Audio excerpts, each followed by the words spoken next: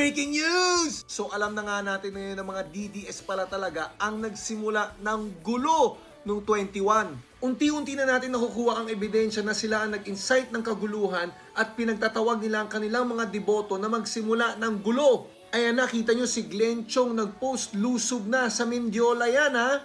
At mga DDS at PDP laban leaders pa ang nagsimula. Tignan mo naman si Topacio, nagtanong pa kung may lighter na ba daw kayo. Itong post ni Tio Moreno at ito pa Surround the Palace, DDS influencer yan. Kita nyo naman si Kifi Chu, pinoprovoke ang mga tao na mag-alanipal tayo. At yung isa sa mga mouthpiece nila na si Joey De Vivre, ayan Ayan kita nyo yung mga repost niya. Isa pa sa mga repost niya. At ito pa malala, gusto talaga ng sunugan. Ayan arat na sa HOR. Mga kaibigan, pinagdi-delete na po nila ang mga post nila, buti na save natin.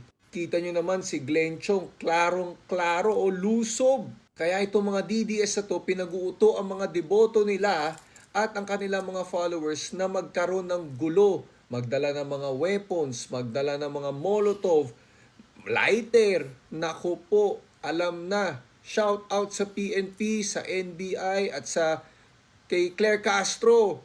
Hindi lang pala bayaran ng China to. Mga rebelde din na gusto ng kaguluhan sa Pilipinas. Yun